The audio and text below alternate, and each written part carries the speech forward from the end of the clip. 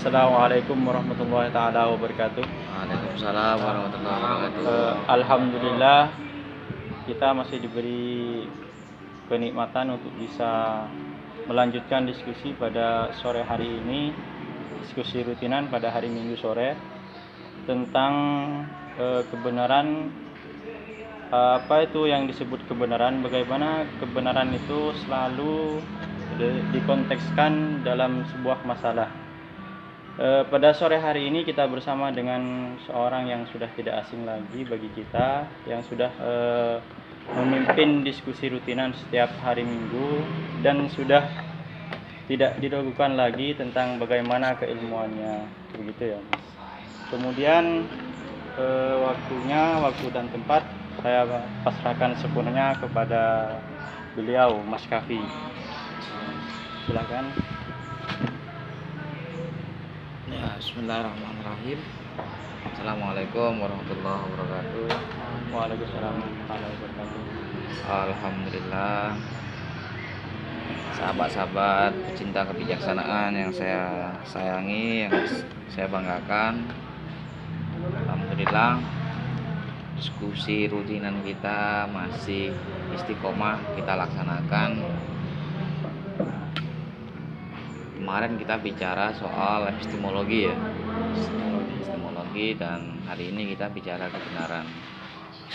Mungkin besok bicara soal skeptisisme, dan selanjutnya mungkin common sense. Kebenaran, apa kemudian relasinya dengan epistemologi gitu ya? Bukankah epistemologi diantaranya bicara tentang kebenaran?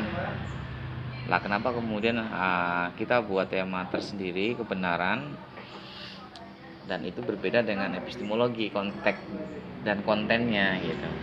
Ini pertanyaan kita terhadap tema sore hari ini.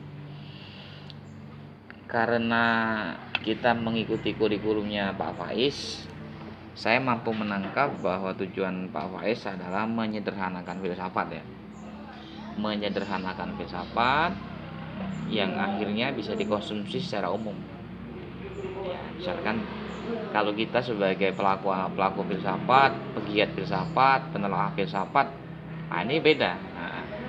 Kita mungkin sudah clear di titik epistemologi, kira-kira begitu. Cuman karena kita mengikuti kurikulumnya Pak Faiz, dan kita asumsikan bahwa apa yang dilakukan Pak Faiz adalah upaya-upaya membumikan filsafat ataupun mempermudah pemahaman publik terhadap filsafat. Baik, sebelum kita bicara tentang kebenaran, ada beberapa variabel yang akan kita bahas. Yang pertama, kita akan coba masuk kebenaran dalam perspektif Islam atau kebenaran dalam istilah Islam. Kemudian yang kedua, kita akan masuk bicara level kebenaran. Kemudian selanjutnya kita akan bicara kebenaran proposisional atau proposisional ya. Kemudian kebenaran ontologis, kebenaran epistemologi, dan semantik. Secara umum ada beberapa pokok. Kenapa Pak Faiz membawa kajian ini diawali dengan kebenaran dalam istilah Islam? Karena konteksnya Pak Faiz bisa kita pahami adalah dakwah filsafat gitu ya. Dakwah filsafat itu maka dia harus mampu mengkombinasikan antara konstruksi filsafatnya dan Islamnya. Nah, Islam yang dimaksud tentu adalah Islam yang berbasis keindonesiaan. Artinya Islam Indonesia kan kira-kira itu ya. Dan kebetulan tradisi kita di Indonesia, kajian dakwah itu kan memang satu konsep transfer pengetahuan, transfer spirit, dan seterusnya itu. Baik, itu sebagai pengantar ataupun prolog tentang kebenaran. Dalam Islam ada 3 istilah dalam berbicara kebenaran. ada kebenaran yang bersifat hak. Hak ya, hak itu lawannya batil gitu ya. Ada kebenaran mutlak, lawannya ya kebatilan. Kemudian ada juga kebenaran sidik. Sidik ini lebih cenderung ke personalitinya, ke personalnya ya. Misal ada salah satu sahabat yang bergelar as-sidik gitu ya. Ada nanti kebenaran sah atau kemudian statement. Statement ini ya biasanya lebih pada makola. Kalau sizik ataupun level yang kedua tadi itu lebih pada mankolanya ya. Kebenaran hak atau kebenaran realitas. Nah, ini lebih pada dalam penyederhanaan bahasanya kebenaran yang bersifat mutlak. Ini hitam, berarti warnanya sudah dia tidak perlu dijelaskan tapi dia sudah jelas. Ya. Jadi dia bersifat menyeluruh dan bisa dipahami tanpa harus butuh penjelasan lain. Memang lawannya batil, artinya sebaliknya. Ada kebenaran yang menyeluruh, ada juga keburukan atau kejahatan yang menyeluruh. Makanya dalam hal ini kita mungkin sering mendengar ada istilah satu kebaikan yang tidak tertata akan dikalahkan dengan satu kejahatan yang terstruktur. Nah, itu maksudnya kira-kira demikian. Karena sejarah itu bisa saja menjadi putih, bisa saja menjadi hitam, bisa saja menjadi coklat, tergantung penguasanya dan seterusnya. Nah, ini kedudukannya dalam Islam ya, ada hak, lawannya adalah batil. Yang kedua,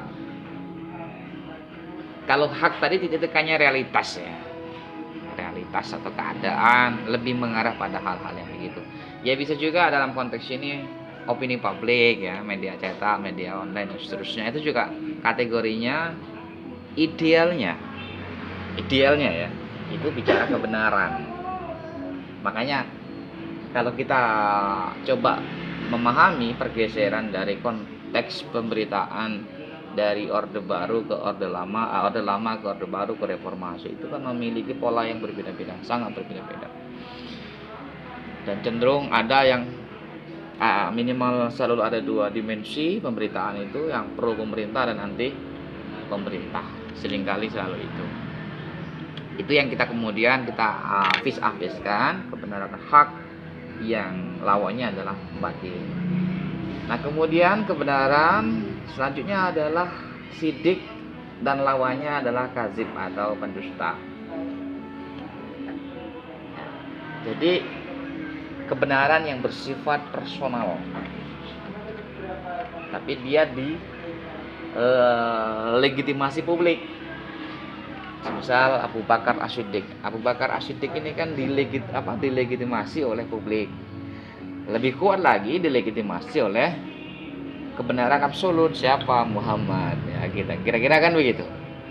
Regulasinya. Termasuk Nabi Muhammad itu kan mendapat 4 gelar ketika Muhammad menjadi Muhammad, bukan Muhammad menjadi nabi. Ya kan, kita bicara Muhammad kan ada 2 fase. Muhammad sebagai bashar dan Muhammad sebagai nabi. Ini 2 perbedaan yang serius. Jadi lebih pada person. Maka dalam istilah ilmu hadis, person ini sangat penting ya. Siapa yang anak ilham? Enggak ada ya. Dalam istilah hadis ini sangat penting.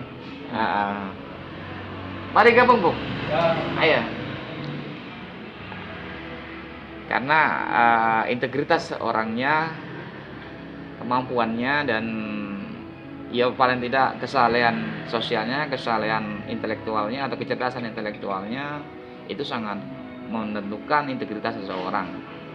Kemudian yang terakhir adalah statement atau pernyataan tokoh. Nah, ini kan sifatnya otoritas ya.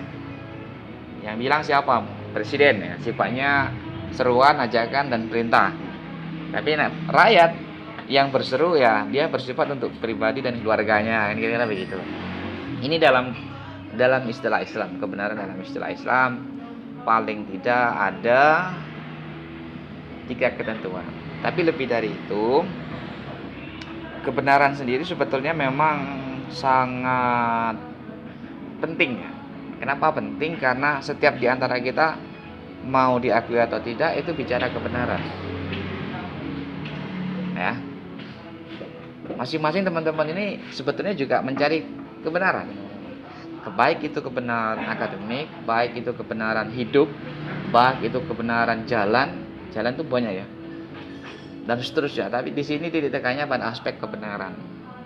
Nah, kebetulan dalam Islam sudah kita jelaskan ada 3 tingkatan, ada 3 bentuk kebenaran tadi. Selanjutnya kita masuk pada level kebenaran. Ya kan tadi itu dalam perspektif Islam. Nah, kita masuk dalam perspektif yang universal atau yang lebih menyeluruh. Level kebenaran ada kebenaran empirik, logis, ration atau etik dan metafisik. Jadi secara umum levelnya itu ada 4. Apa kebenaran empirik? Kira-kira apa sih kebenaran empirik itu? Lebih segala sesuatu yang didasarkan pada data empiris, ya, harus ada proses pembuktian atau pendemonstrasiannya atau pembuktiannya itu bisa dibuktikan oleh indrawi, ya. Apa indrawi itu? Ada mata, ada telinga, ada penciuman dan seterusnya itu yang kemudian disebut ini. Contoh daripada kebenaran empirik ini, kebenaran tentang membuktikan tumbuh-tumbuhan yang memerlukan cahaya matahari. Maka coba kita bayangkan bagaimana kemudian tumbuhan-tumbuhan itu sangat membutuhkan sinar matahari sebagai pola perkembangbiakan. Dia tanpa ada sinar, dia tidak bisa berkembang. Tapi bisa hidup dan juga bisa mati. Kebenaran tentang membuktikan manusia memerlukan oksigen untuk bernapas. Nah, ini juga kategorinya kebenaran empirik. Dan juga kebenaran empirik yang lain, ya misalkan tentang dunia pidana dan perdata. Nah, kita korelasikan pada filsafat hukumnya, nanti nyambungnya di sana. Ada yang mengadukan apa istilahnya? Terdakwa, mendakwa dan apa satunya? Tersangka ya. Ada yang kira-kira demikian deh istilah-istilahnya. Kita kan bukan anak hukum jadi nggak tahu. Tak bersalah itu. Itu juga model pembenaran. Tapi intinya pada titik itu bisa kita sebut sebagai kebenaran yang bersifat empirik. Bisa saja dia salah, bisa juga dia benar, tapi khususnya di konteks benar, dia bisa dibuktikan secara lebih serius, artinya peraganya juga bisa dipertanggungjawabkan bahwa dia tidak bersalah. Nah, bagaimana Mas kalau dunia hari ini yang segala sesuatunya by design? Banyak itu Mas di kasus-kasus nasional, pejabat-pejabat yang terjidu karena kena tipu atau kena jebakan Batman. Nah, nanti kita bisa menelaah kembali karena di sini nanti ada skema kerja kebenaran itu sendiri. Titik tekannya pada kebenaran empirik ini lebih pada itu ya, sahabat-sahabat, lebih banyak bagaimana kita melegitimasi kebenaran itu dengan sumber-sumber yang bisa dipertanggungjawabkan. Sahabat dari GMNI ya.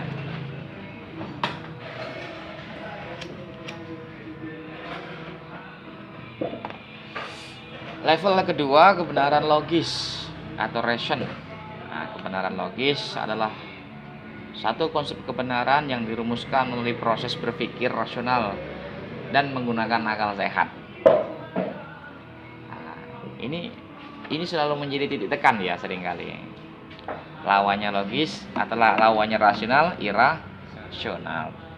Artinya satu konsep kebenaran yang itu dalam bahasa hukumnya di negara kita itu ya rasional tapi dengan instrumen akal sehat, artinya dia tidak gila.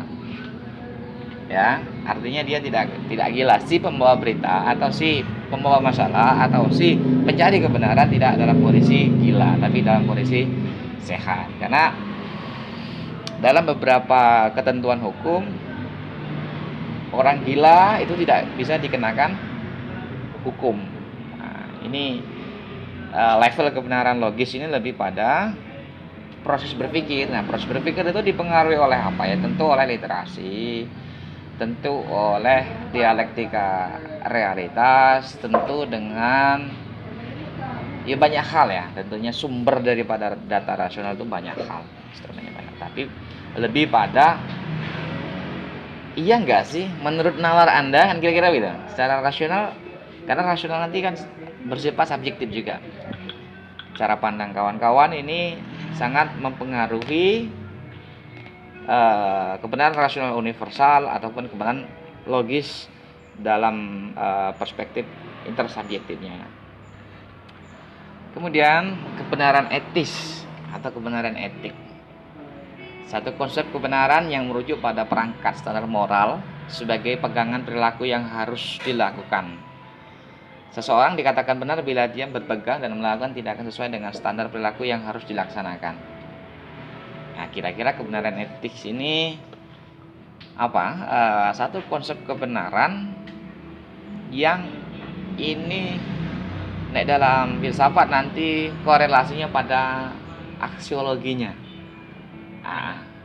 Nilainya, value-nya atau ya tentang nilai. Nah, ini bersifat norma atau tradisi atau budaya, karena kita percaya ataupun tidak soal kebenaran etik ini seringkali sifatnya turunan, ya kan?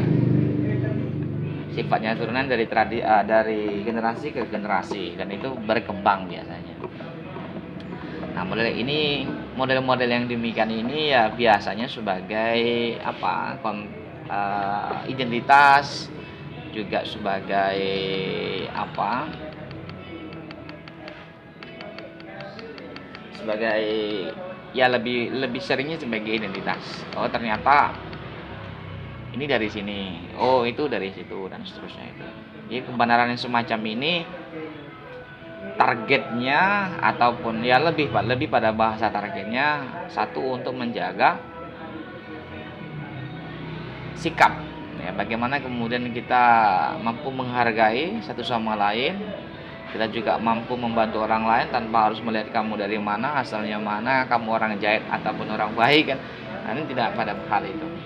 Dan juga untuk menjaga kepatuhan kita pada norma sosial yang berlaku.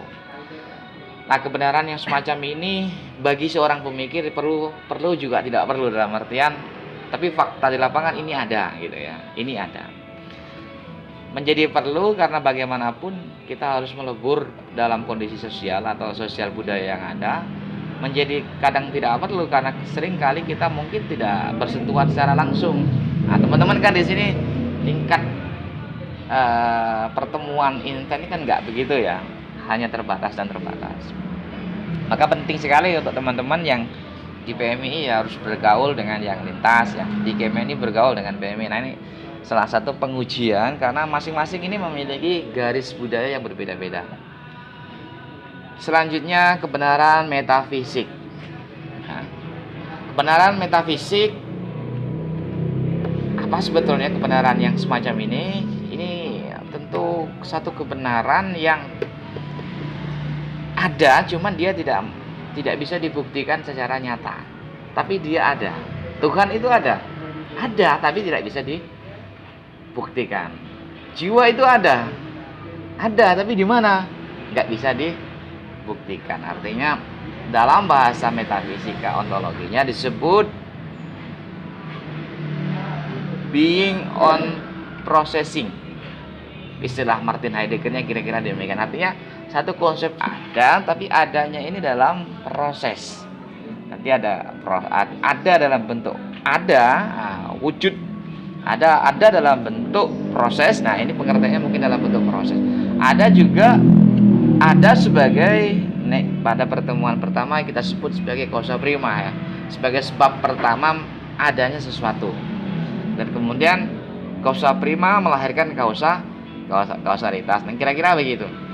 Nah, kebenaran metafisik ini objeknya banyak sekali ya kawan-kawan.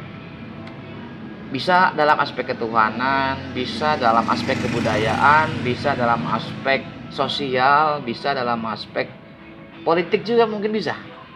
Artinya satu konsep pemberhalaan terhadap pimpinan teratas, misalkan. Ini kan sering terjadi ya di negara kita ya.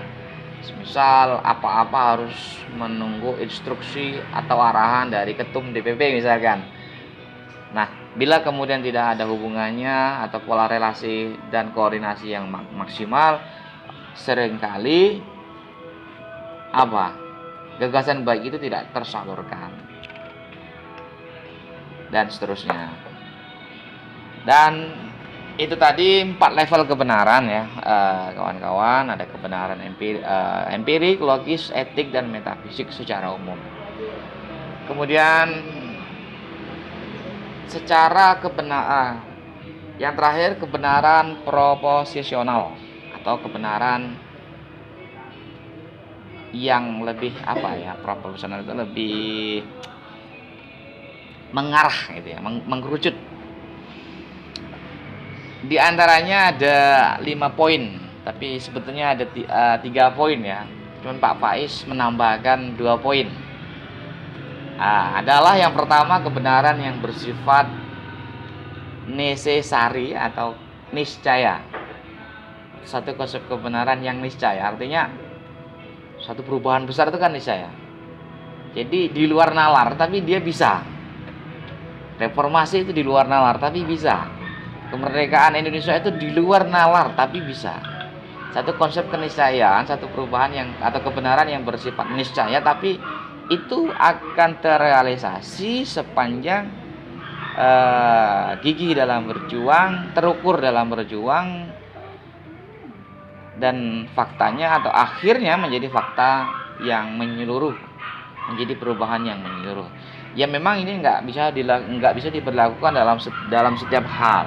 Misalkan kayak hari ini realitas 4.0 atau realitas maya, bagaimana kemudian kita mengcounter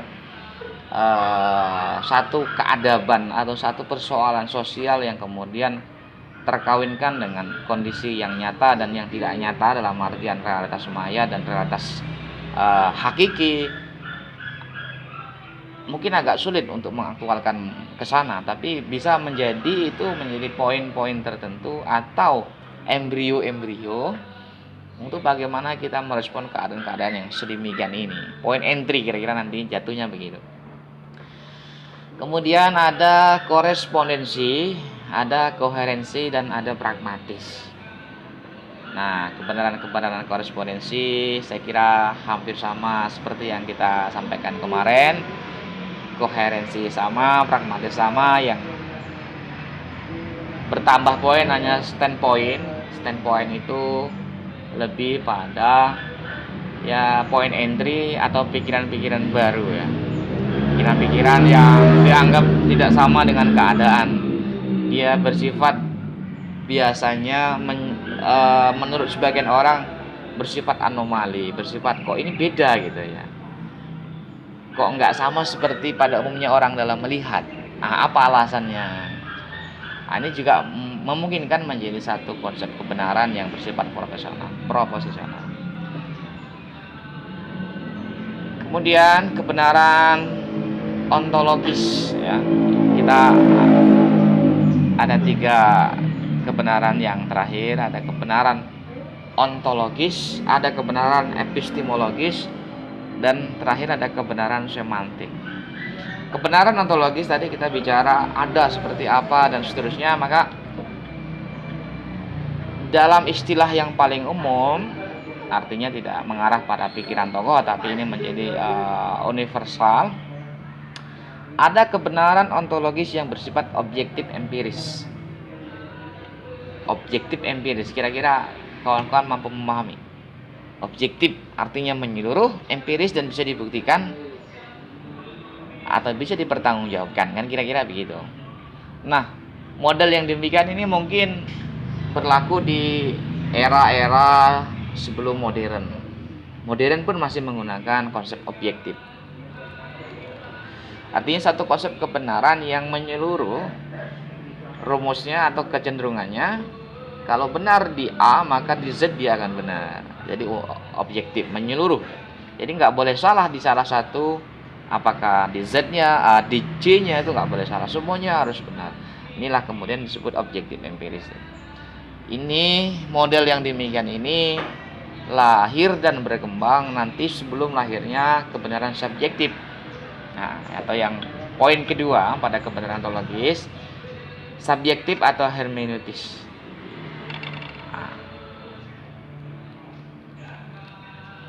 Subjektif hermeneutis ini bersifat interdisipliner. Jadi bertentangan atau bertolak pada objektif empiris. Kalau objektif empiris konsep kebenarannya lebih pada harus benar secara menyeluruh, maka subjektif hermeneutis dia bersifat interdisipliner. Maka dalam konteks kebenaran psikologi itu tidak untuk sulit menutup kemungkinan untuk benar dalam konteks fisika. Benar menurut matematika belum tentu bisa dibenarkan dalam konteks metafisika. Nah, dia menjadi bisa habis. Jadi kebenaran yang demikian ini yang mungkin sampai hari ini kita rasakan juga. Nah, misalkan teman-teman di satu kelompoknya berdebat, yang satu menggunakan cara pandang Aristoteles, yang satu pakai cara pandangnya Plato, yang satu menggunakan cara pandangnya Socrates. Ini kan tentu berbeda-beda. Biar bagaimanapun warta pertama itu dari Socrates. Nah, Socrates mendengar, Plato mendengar, melihat dan menganalisis pikiran-pikirannya Socrates. Nah, demikian pula Aristoteles di antaranya melihat pikirannya dan melihat moralnya Plato. Nah, ini dia kan bersifat intersubjektif. Nah, maka perdebatannya bersifat wujudnya bersifat dialektis, tidak bisa kemudian dijadikan menjadi satu objektif karena akhirnya memiliki batasan-batasan tertentu. Atau nanti yang sering kita sebut sebagai nomena ya, atau sesuatu yang tidak bisa difenomenakan, dia masuk dalam korelasinya atau objek nomena. Kemudian ada intersubjektif sosiologis. Kebenaran ontologis yang ketiga adalah intersubjektif sosiologis.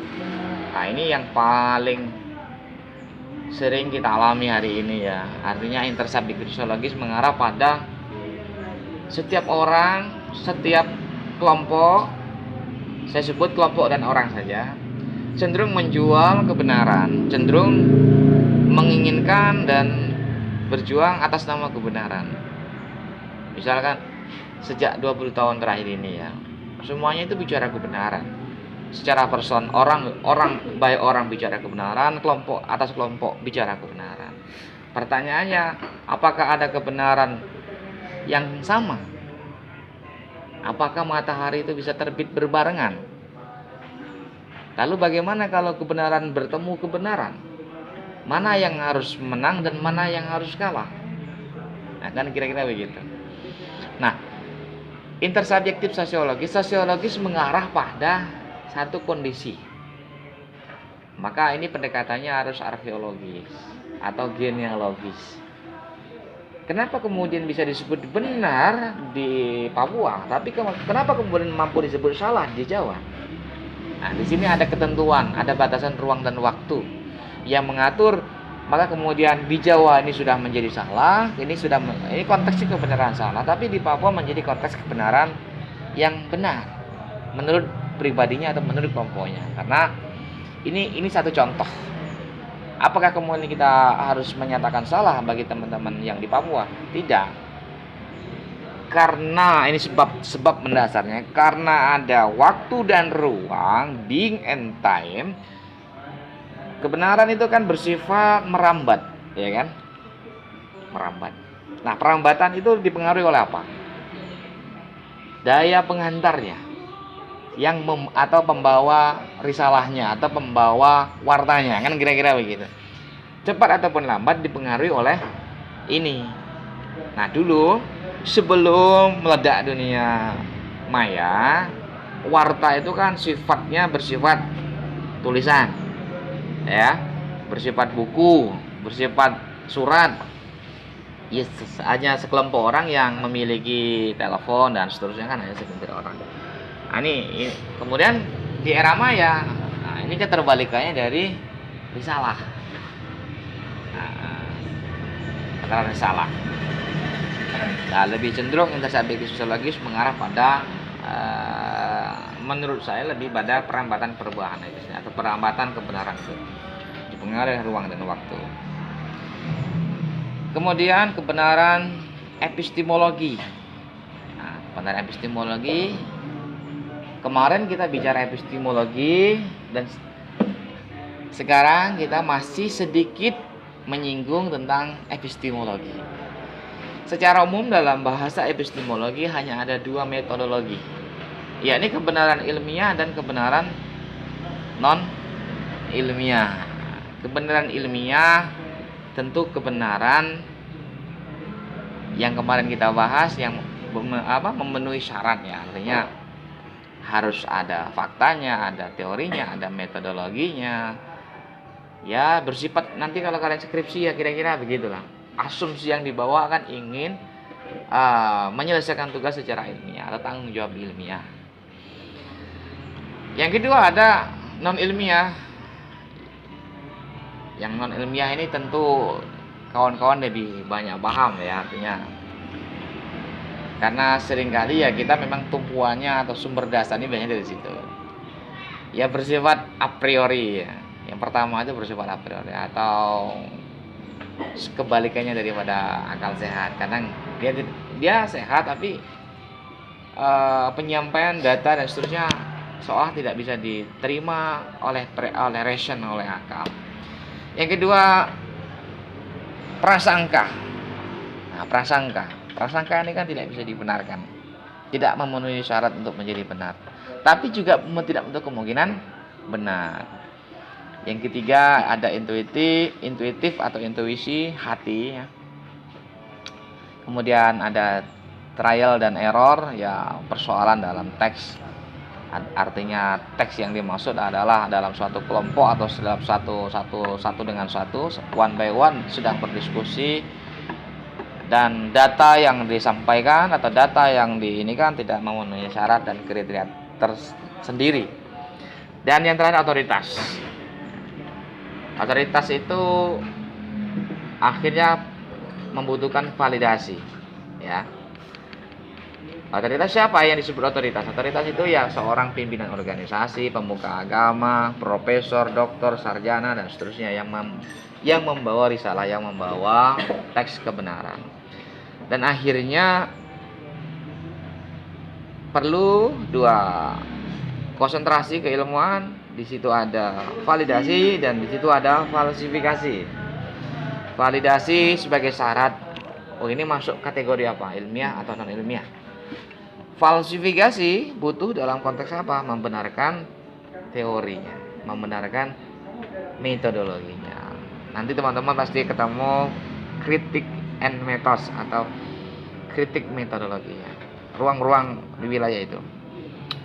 Yang terakhir, kebenaran semantik. Kebenaran semantik ini juga sering saya kira kita menemui. Hanya mungkin apakah kita memahami itu sebagai kebenaran semantik atau tidak. Yang pertama, tekstual gramatikal. Teks, ya, ini bahasanya bahasa teks, ya, sahabat-sahabat. Bahasa teks itu pasti ditemui di mana-mana. Bisa di tempat beribadatan, bisa di kelas, bisa di kampus, bisa di mana-mana. Artinya satu konsep kebenaran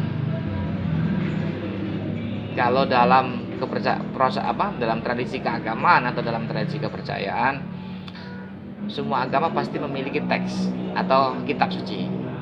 Nah, sama halnya dalam filsafat juga memiliki itu. Nah, apa teks gramatikalnya? Risalahnya para pemikir Yunani itu bagian atau bisa disamakan dengan dalam tradisi agama bisa juga disamakan. Tapi hanya ruang lingkup dan batasannya berbeda. Nah, misalkan agama lebih banyak ya penting Anda percaya. Yang kedua baru Anda akan menguliti atau mencari kebenaran di dalam agama itu sendiri. Tapi dalam konteks kitab-kitab filsafat, kebenaran itu selalu diuji, ya. Maka sering sekali difalsifikasi juga. Ini saking kayanya ya, di dunia ini sudah semakin kaya para tokoh, para pencari kebenaran, lahirlah teori falsifikasi. Satu teori yang untuk menguji ini memenuhi syarat enggak untuk dijadikan teori dan seterusnya. Yang kedua, kontekstual atau simbolik. Kontekstual atau simbolik ya mungkin bisa kita pahami satu kebenaran yang membutuhkan instrumen simbol. Ya, simbol identik dengan konteks atau situasi yang ada. Oh, adanya peristiwa 9 September berapa? 9 September ya, yang di 0 KM itu. Serangan 22 September apa ya? 9 September ya? Mei. Ah, itulah pokoknya ya. Serangan ya, 9 Mei ya.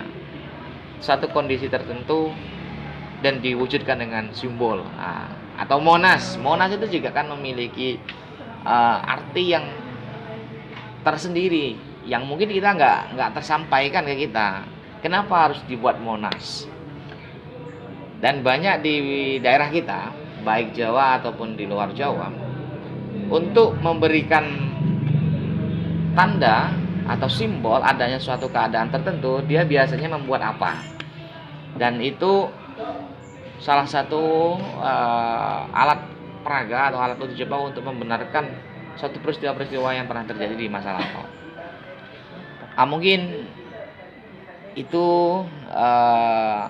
secara umum kebenaran yang bisa kita sampaikan. Selebihnya kita diskusi.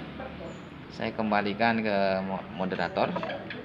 Baik, terima kasih atas penjelasannya. Mungkin tadi sudah bisa memberi gambaran bagaimana kebenaran.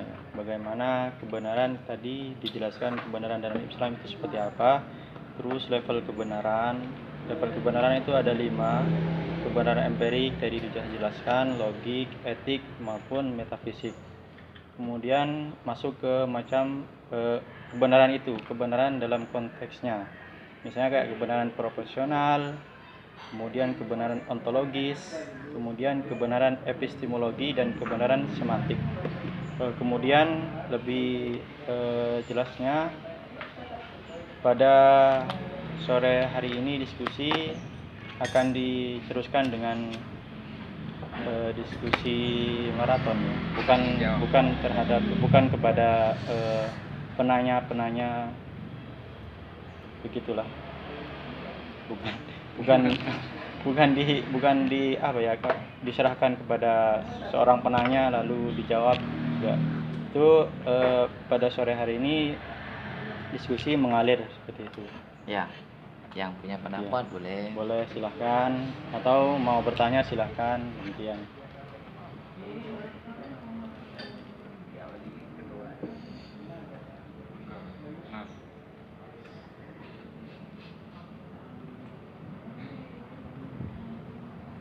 Silakan.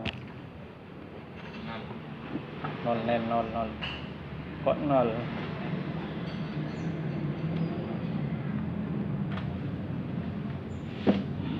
Yang baru yuk.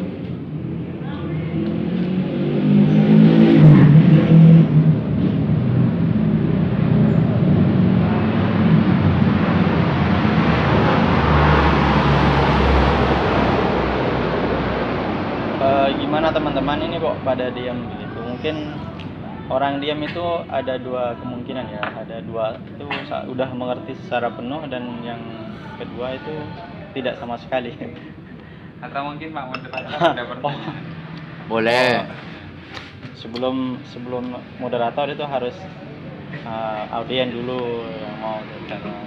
Baru nanti kalau moderator mau bertanya akan bertanya langsung.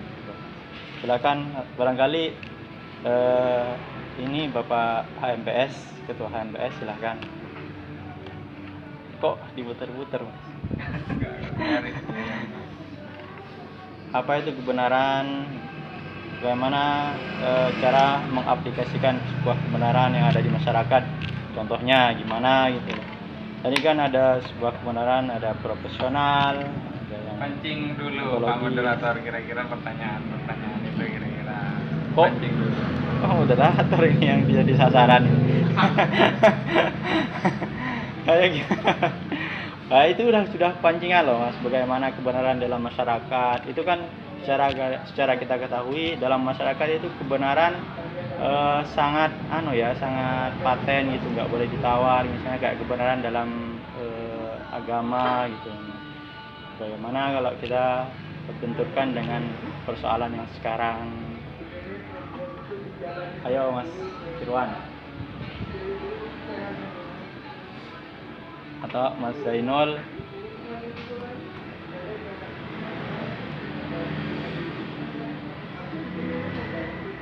Ayo Masnya mau tanya atau yang berarti udah cukup mengerti tentang kebenaran. Bakal ngikut saja. Oh siap. Ya, menurut gimana Pak moderator? Apanya gimana?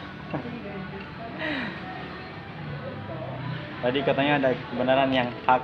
Apakah kebenaran yang hak itu tidak boleh diganggu gugat atau gimana? Bukan Iya. bisa Ya, ini ada diganggu. pertanyaan Mas di kolom Nah, ya, komentar Mas. siap. Nah, Pertanyaannya, izin bertanya. Tadi dikatakan mengenai kebenaran metafisik bisa dikaitkan dengan Tuhan. Lantas bagaimana pengaplikasiannya secara detail? Mohon dijelaskan. oh ya siap. Dari Dari siapa itu? Mas Zain Muhammad. Oh, Zain Muhammad yang mana? Yang Bukan, Oh, bukan. ini di IG lain. oh tak kira yang itu ya. Itu tadi terima kasih atas penanya ya, yang mungkin tidak ada di depan mata ini tapi masih sempatkan untuk bertanya daripada teman-teman yang ada di sini, tapi dia malah memilih untuk diam begitu saja ya. Lumayan loh, ini ada 5 orang, 6 orang. Tadi itu pertanyaannya tentang kebenaran metafisik, tentang kebenaran yang menyangkut Tuhan gitu ya Mas. Bagaimana itu kebenaran tersebut? Mau dijawab langsung atau masih mau? Iya. Coba dibacakan tadi. Tadi dikatakan mengenai kebenaran metafisik bisa dikaitkan dengan Tuhan. Lantas bagaimana pengaplikasiannya secara detail terkait kebenaran metafisik dan relasinya terhadap kebenaran Tuhan? Oke. Bisa diringkas pertanyaannya secara ontologis, di mana posisi Tuhan, kira-kira begitu ya. Iya. Dalam konteks metafisika. Metafisika, gini, saya ingin cerita dari lahirnya ilmu metafisika.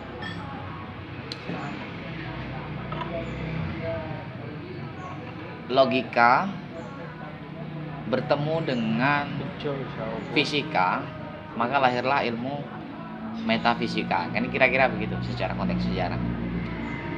Metafisika pada umumnya membahas segala sesuatu yang dia ada namun tidak bisa dibuktikan. Nah, dalam hal ini konteksnya misalkan Tuhan itu ada tapi tidak bisa dibuktikan.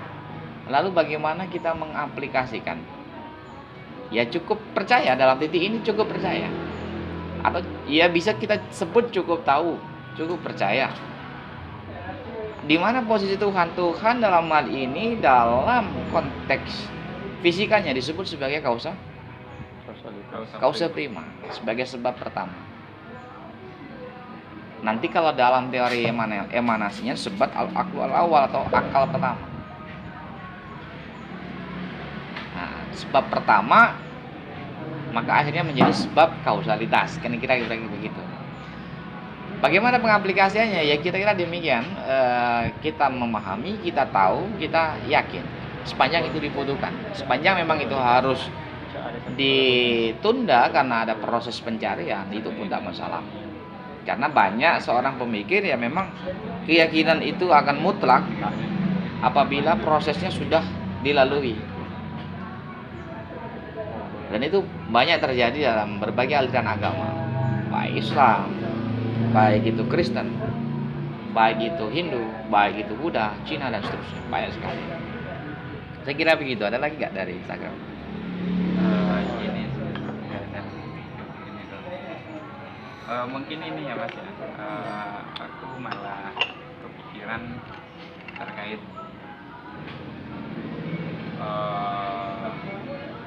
bagaimana sebenarnya kebenaran. Karena barangkali sering ya di tengah-tengah kita ngobrol ngopi berbicara kebenaran, seringkali mereka mengatakan bahwa tidak ada kebenaran yang mutlak. Kebenaran yang mutlak itu yang kemudian seringkali menjadi bahan perdebatan barangkali di warung kopi dan sebagainya.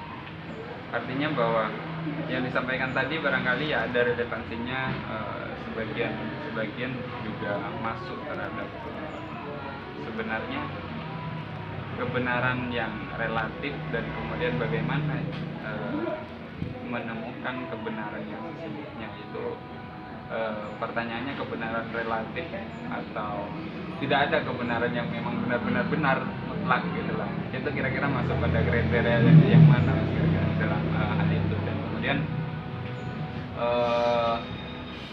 untuk kemudian menemukan kebenaran yang mutlak itu bagaimana? Secara personal, secara pribadi ya, sebetulnya kita nggak pernah mampu keluar dari pengertian kebenaran, diakui atau tidak.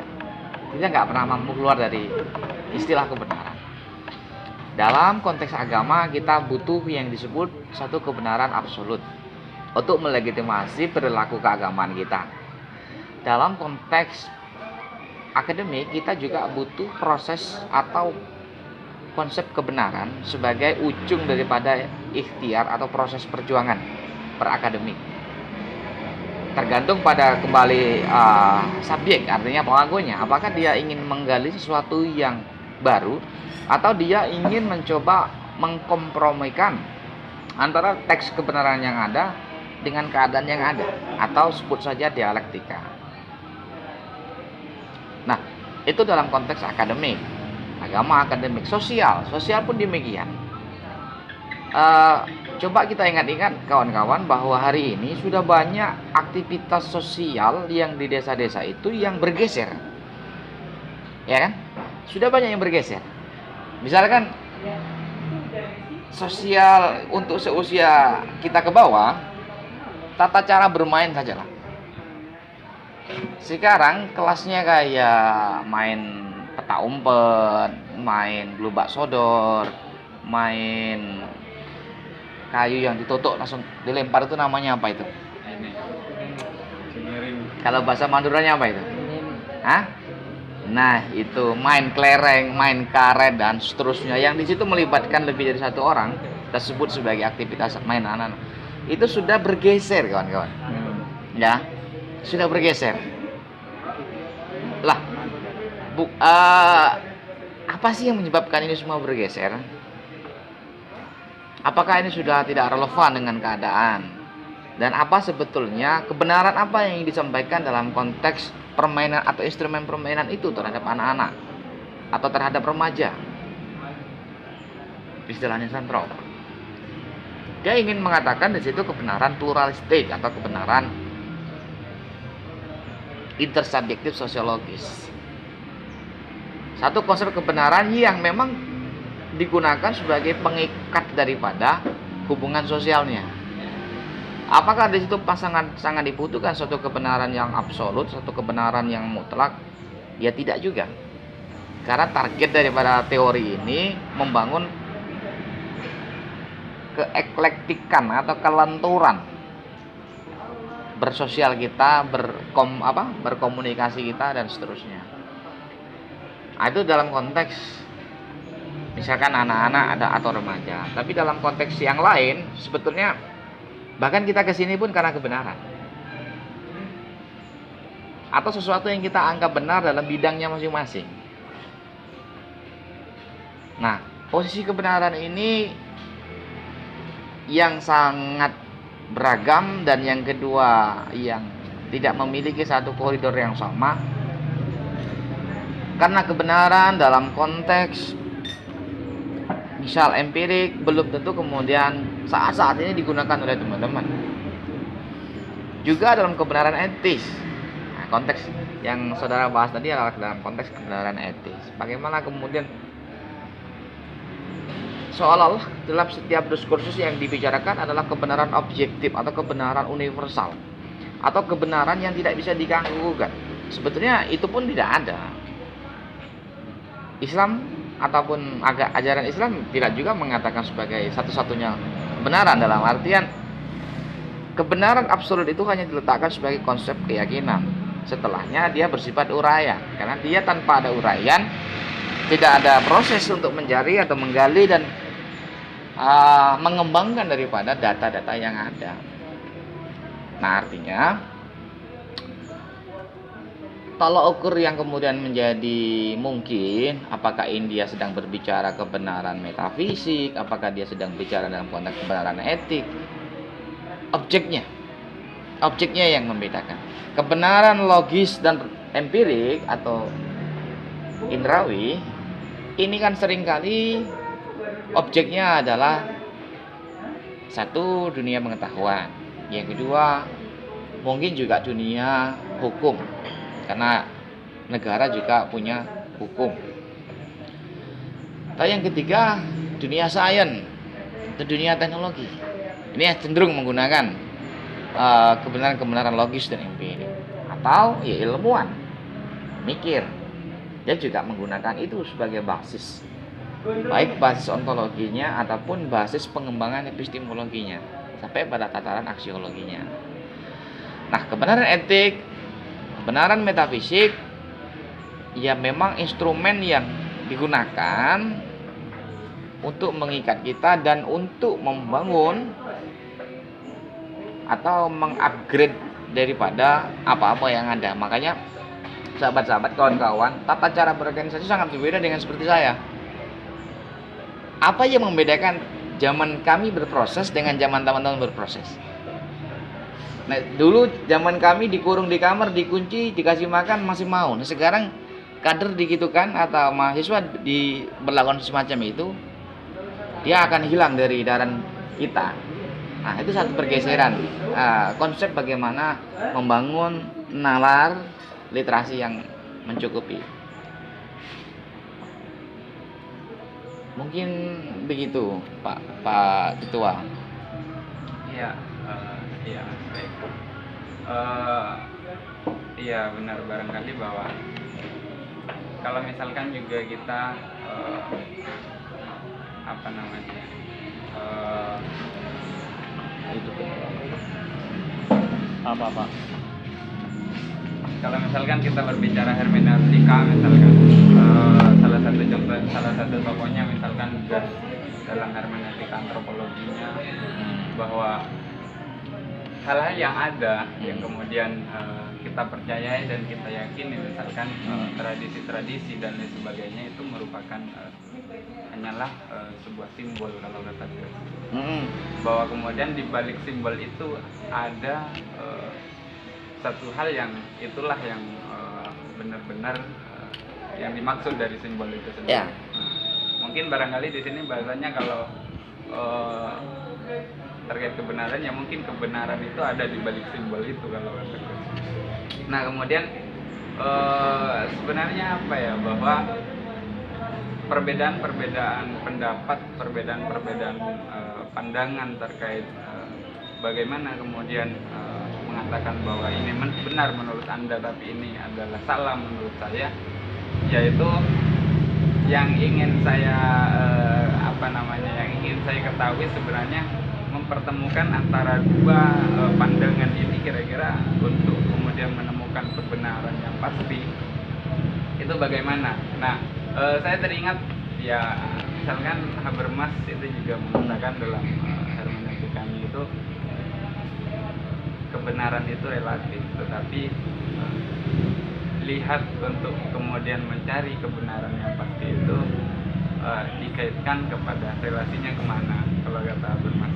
Oke. Nah, artinya kan di situ bahwa misalkan dalam hukum Islam, misalkan kalau Pak Yudian, Pak Rektor UIN itu mantan sekarang kepala BPIP itu mengatakan bahwa hukum itu sebenarnya hukum yang terkuat itu sebenarnya bukan Al-Quran dan hadis, tapi konsensus Ya. artinya kan di situ bahwa Kesepakatan yang kemudian bisa menjadi satu rujukan untuk kemudian menemukan kebenaran yang pasti, yang kebenaran yang memang benar-benar hakikat kebenaran Oke. itu. Oke. Gini, kita anggap clear bahwa tiap di antara kita semuanya bicara kebenaran, punya kebenaran, dan ingin membuktikan kebenaran. Clear ya? Bahwa kemudian objeknya berbeda-beda, dan itu yang harus kita yakini. Ya, kita harus saling memahami. Misalkan begini, Zainul membaca filsafat dalam perspektif sosiologisnya, dan Anda berbicara filsafat dalam konteks pemikirannya. Maka Bung yang di samping ini bicara dalam konteks kebudayaannya. Ini ada 4 perspektif, kawan. Ya kan? Ada 4 perspektif. Pertanyaannya, bagaimana membuat suatu kebenaran dalam 4 perspektif? Nggak bisa. Dalam pengertian interdisipliner atau dalam pengertian intersubjektif itu tidak bisa, menjadi sangat sulit untuk mengkompromikan kebenaran. Kenapa? Pertanyaannya kenapa? Kawan, sejak kapan kita mampu melihat punggung kita secara langsung? Pertanyaan saya itu. Apakah Anda mampu melihat tanpa media? Baik itu kaca,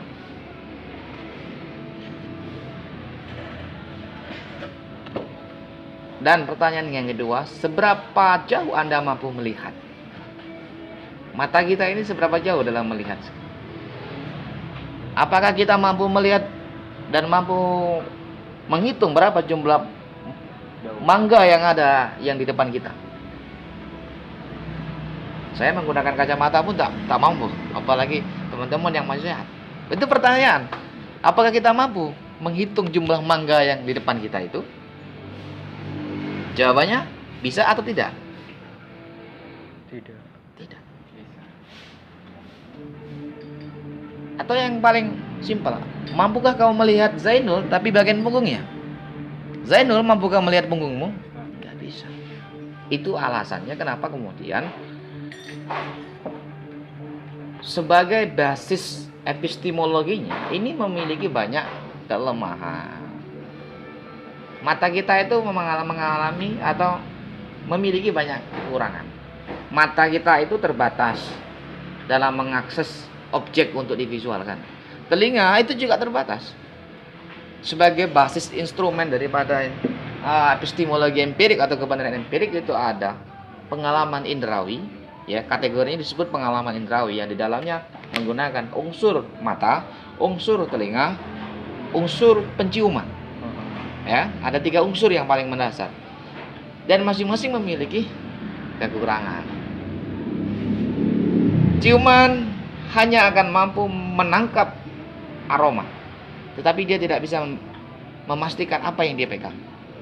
Aroma yang sama bisa saja bentuknya berbeda. Kalau dua-duanya diberi racikan pisang goreng, tapi satunya ini isinya singkong, ini berarti benar atau salah? Kalau kemudian si pencium menyatakan ini pisang,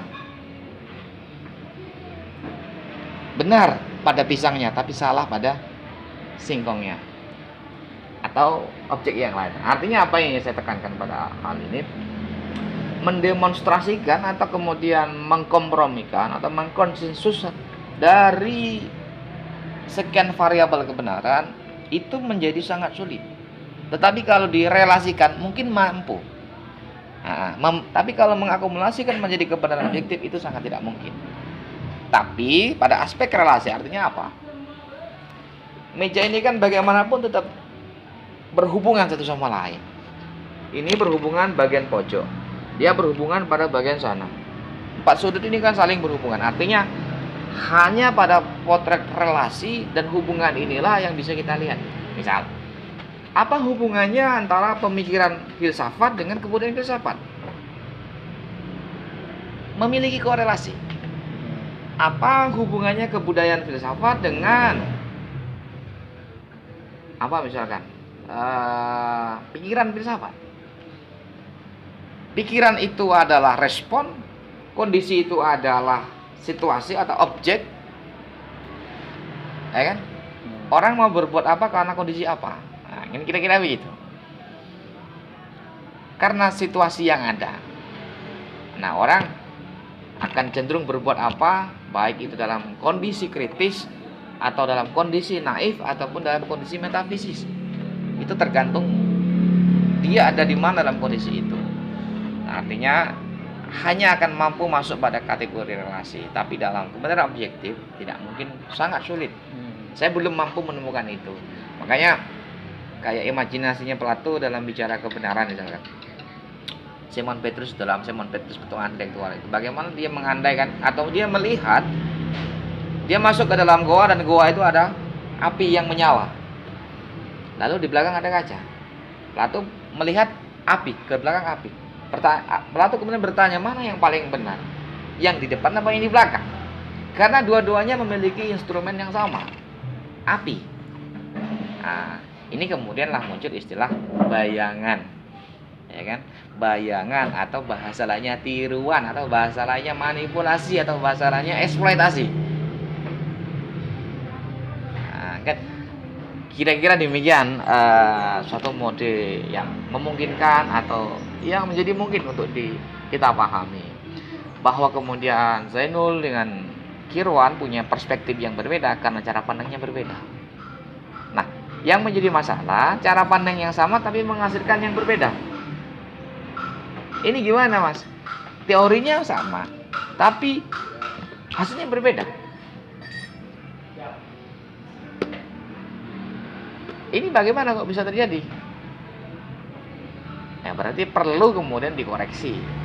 Sistematikanya seperti apa? Kok kemudian berbeda? Nah, bedanya ada di mana? Nanti pasti akan terlihat. Saya kira begitu, Bung Irwan. Iya, ini apa namanya? Halal mendasar misalkan ya, terkait hal itu barangkali juga nanti ada relevansinya terkait bagaimana sebenarnya cara-cara untuk kita menemukan kebenaran yang mutlak gitu. Misalkan halal mendasar di filsafat misalkan ya terjadi pada Descartes dan Hume gitu terkait bagaimana ia memperoleh kriteria untuk memperoleh pengetahuan itu bisa dengan akal atau enggak bisa dengan indera atau apa namanya empiris. Kemudian kan di situ muncul apa namanya ya kayak datang gitu loh untuk menengahi perdebatan dua filsuf besar ini, yaitu misalkan Kant di situ dengan teori kritisismenya yang kemudian bisa untuk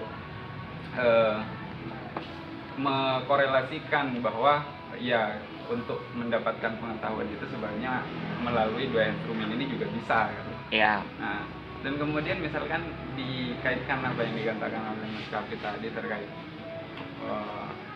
sangat susah sekali ketika misalkan kita untuk menemukan instrumen memadukan dari berbagai perbedaan terkait kebenaran itu menjadi satu kebenaran mutlak.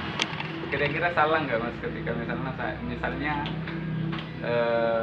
saya mengatakan bahwa ketika demikian sangat lemah sekali manusia berarti? Tidak salah.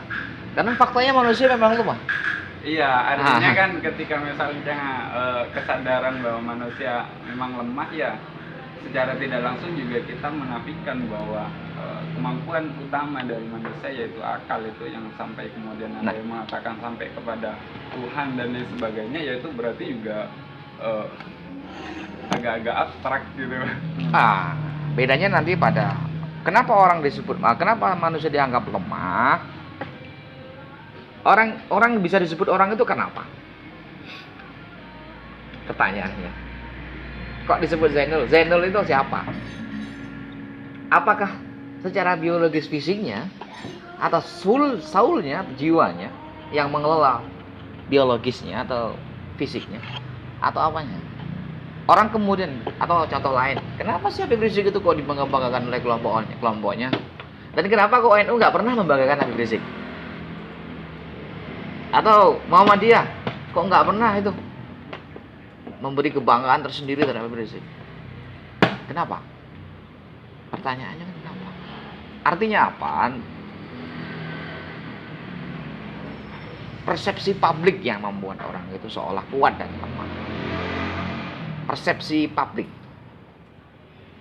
Tapi kalau kita tarik secara mendasar, manusia memang lemah. Sepanjang dia tidak menggunakan akalnya, kemampuannya untuk berbuat. Kalau misal menggunakan Mas Udah sama dengan menggunakan kan? Iya, artinya kan iya misalkan juga saya baca misalkan bahwa apa namanya dalam Harun Nasution misalkan mengatakan siapa namanya itu terkait bahwa aliran teologi Islam itu loh apa sih? Qadariyah Jabariyah.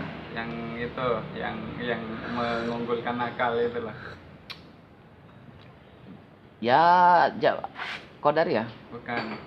Siapa sih? Mu'tazilah. Mu'tazilah ya misalkan mengatakan bahwa oh iya ini akal bisa sampai kepada Tuhan dengan hal-hal yang lain misalkan juga dikatakan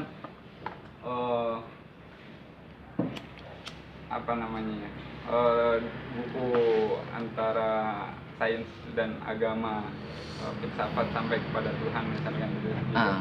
Itu kan sebenarnya ingin mengatakan bahwa ya akal yang dimiliki oleh manusia yang kemudian itu menjadi simbol utama bahwa manusia itu adalah manusia kan dia karena berakal, hal-hal mendasar misalkan karena dia misalkan berakal. Tetapi secara tidak langsung ketika misalkan direlevansikan apa yang dikatakan Mas Kafi, yaitu menafikan bahwa manusia itu sebenarnya ya sangat-sangat lemah. Artinya ketika mengatakan hal itu ya nggak usah terlalu berimajinasi tinggi untuk sampai kepada Tuhan misalkan kalau berbicara realitas. Itu kira-kira gimana? Gini, saya coba mau ngerespon kamu soal Immanuel Kant ya.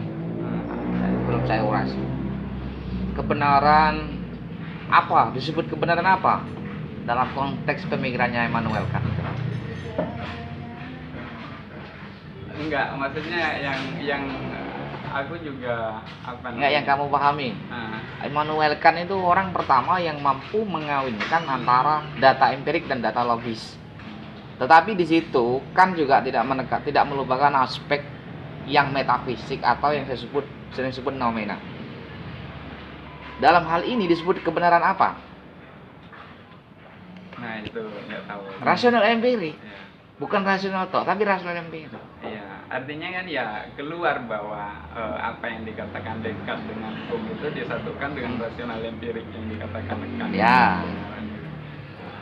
Nah, disitulah kemudian, jadi kenapa kita ke depan juga harus mampu memetakan filsafat klasik, pertengahan, modern, dan seterusnya itu. Regulasi dialektika itu kan seringkali berkembang tidak dalam satu kesadaran bersama, ya, atau tidak dalam kesadaran komunal. Contoh begini, kenapa sih Bung Hatta yang lahir, kok nggak kamu gitu kira-kira pertanyaannya kan? Kenapa sih kok Bung Karno yang lahir, kok bukan Zainul? Lagi-lagi di titik ini kita bicara dalam situasi apa, dalam kondisi apa. Yang kedua, apa yang harus dilakukan? Pertanyaan apa yang harus dilakukan ini menyangkut soal diantaranya bagaimana menggali kebenaran itu sendiri. Contoh begini, filsafat sejak tahun 2013 itu selalu dinegasikan filsafat is dead, kematian filsafat itu sudah lama. Kayak misalkan ada yang nulis Tuhan telah mati, bahasanya Nietzsche.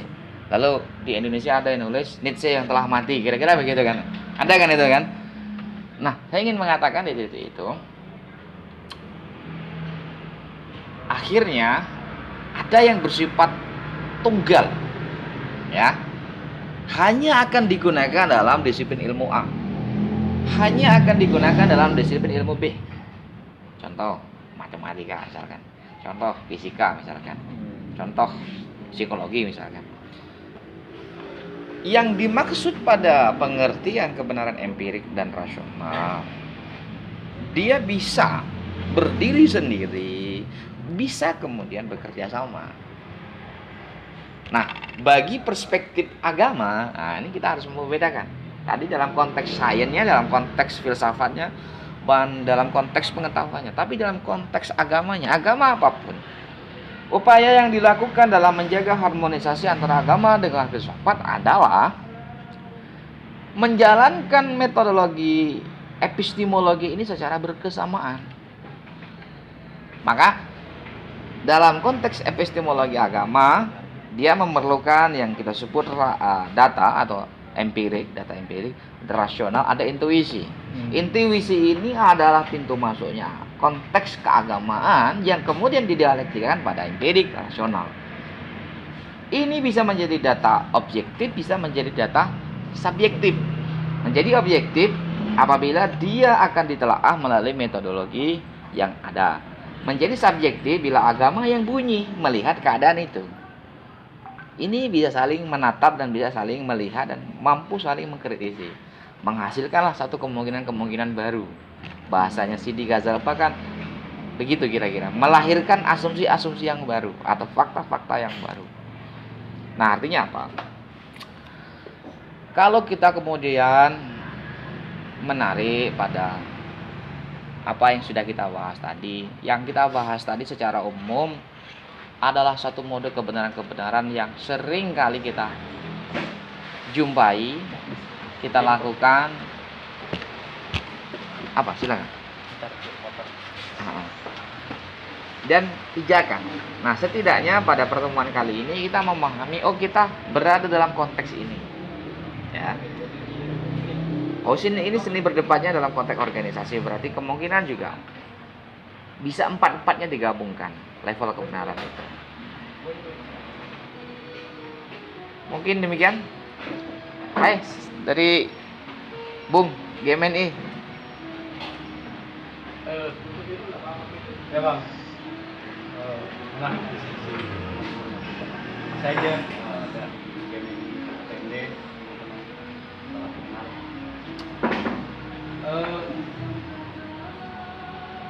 aku sepakat pada pandangan siapa Wawan pada kalau kita belajar memang tentang filsafat modern misalnya Bang,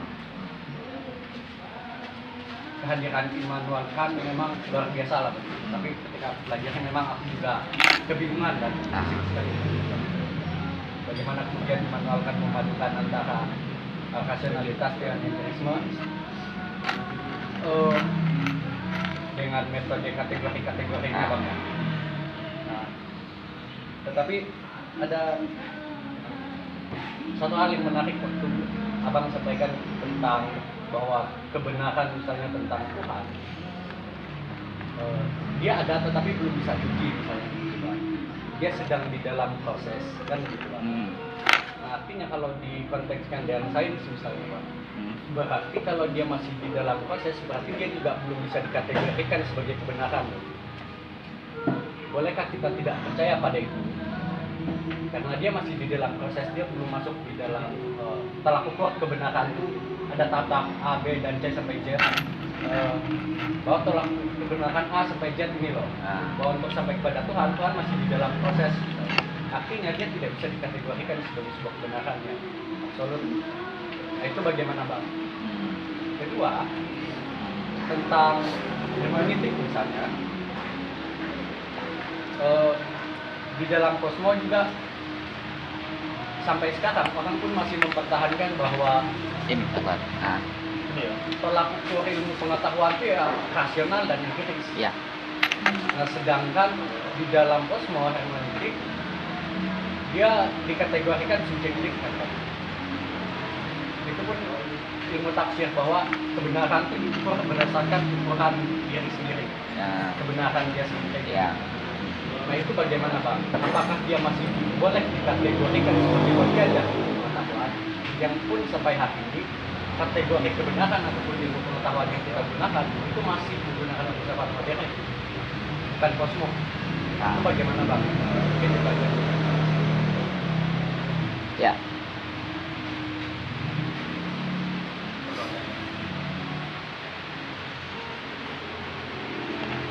Yang pertama soal apakah Tuhan bisa juga dikategorikan sebagai kebenaran, masuk dalam kategori kebenaran empirik ataupun rasional. Kalau dalam kebenaran empirik itu bersifat dalil mungkin ya. Dalil. Begini. Sama halnya kita melihat diri kita. Ini saya sebut dalil kenapa? Karena sifatnya argumen. Ya. Siapa sih hakiki kita? Apakah kita yang dalam bentuk biologis ini? Apakah kita yang dimaksud kita adalah pikiran kita? Apakah kita yang dimaksud itu siapa? Atau bisakah disebut kita di saat kita tidur? Kita kan sedang berimajinasi keluar tuh. Kita sedang berkhayal dalam tidur itu. Oke, kita dalam konteks empirik, saya kira argumen yang paling sering saya temui di antaranya, dalil argumennya, apa sebab ada kita? Apa sebab ada kita adalah sebab adanya persepsi Tuhan itu sendiri. Kalau dalam tradisi Islam masuk pada kebenaran logis, dalil adanya Tuhan itu karena dipersepsi. Ada di persepsi. Prosesnya al-akil wal ma'akil, artinya sepanjang Anda memikirkan Tuhan, Tuhan itu akan ada. Tapi sepanjang Anda tidak pernah memikirkan tentang Tuhan, Tuhan tidak akan pernah ada. Nah, kira-kira begitu. Jadi Anda memikirkan Tuhan, Tuhan itu cenderung ada dalam pikiran Anda. Tapi kalau Anda tidak pernah memikirkan Tuhan, Tuhan juga tidak, seolah-olah tidak pernah ada, atau kita tidak bisa mengatakan ada. Itu dalam konteks logis atau rasionalnya. Nah, kalau kita berkaca pada kelahiran daripada filsafat di Yunani, apa sih yang paling sering kita saksikan? Adalah menyangkut hal-hal atau sesuatu yang bersifat supranatural, bukan? Satu konsep manusia yang memiliki kekuatan yang ekstra, atau yang memiliki kekuatan supranatural yang kemudian berbeda pada selazimnya manusia, atau dalam bahasa filsafatnya yang sering kita sebut sebagai mitos, kategori-kategori mitos. Akhirnya kalaupun kita memahami itu, model-model yang demikian ini kan tersalur sampai ke bawah. Oh, itu dewa. Maka persepsi yang lahir adalah dia yang maha segalanya. Nah, kemudian berkembang dan terinovasi. Oh, ternyata Tuhan itu demikian dan seterusnya.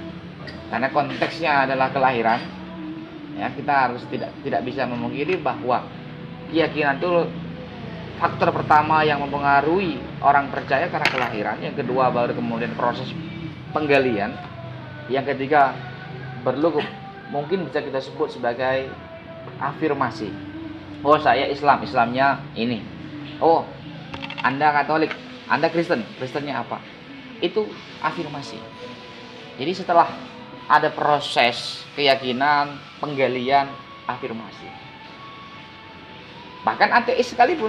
Nah, orang ateis kan nggak pernah sebetulnya dia mengafirmasi dirinya ateis. Tapi kalau dia meragukan adanya Tuhan, dia menunda keberadaan Tuhan dan seterusnya, itu bukan kemudian satu proses menurut saya mampu disebut ateis. Hanya itu dalam konteks penggalian. Nietzsche apakah disebut ateis? Saya kira tidak. Comte apakah kemudian harus disebut ateis? Saya kira tidak. Mereka orang-orang yang menggali benar nggak sih Tuhan itu dengan cara pandangnya. Bisa dalam cara pandang empirik, rasional ataupun intuitif. Nah, yang kedua,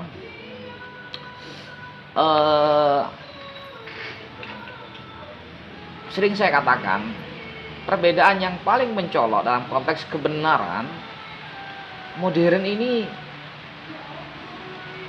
bertolak belakang daripada cita-citanya sebetulnya.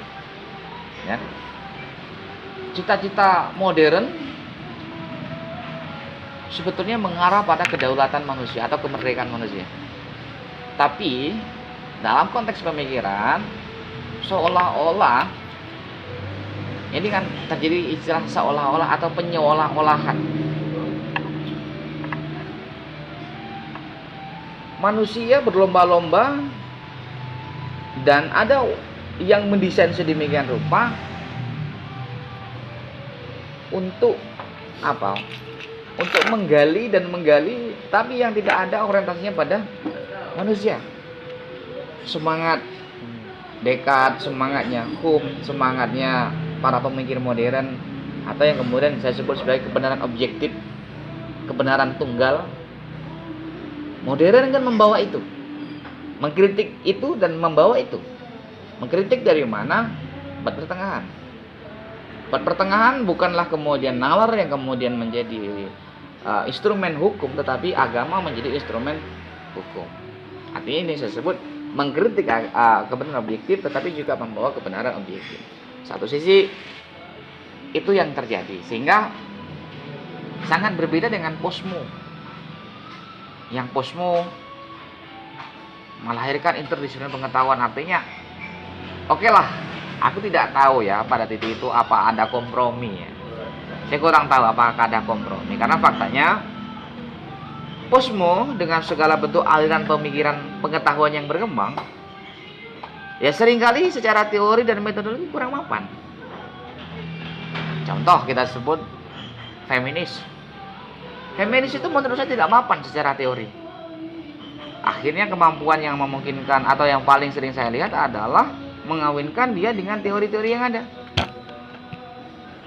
Psikologis, dalam beberapa hal dia bersifat independen, tapi dalam beberapa hal dia bergantung pada induknya, dan seterusnya. Nah, saya kira itu yang kemudian saya pahami bahwa peralihan ataupun posmo itu kan leotat ke sini ya.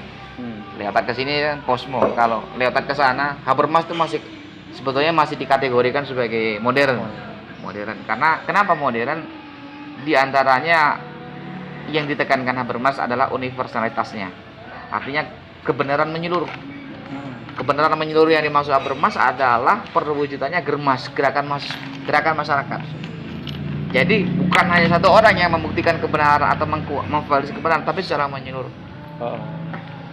Saya kira mungkin demikian, Bung. Bisa kita lanjutkan lagi nanti.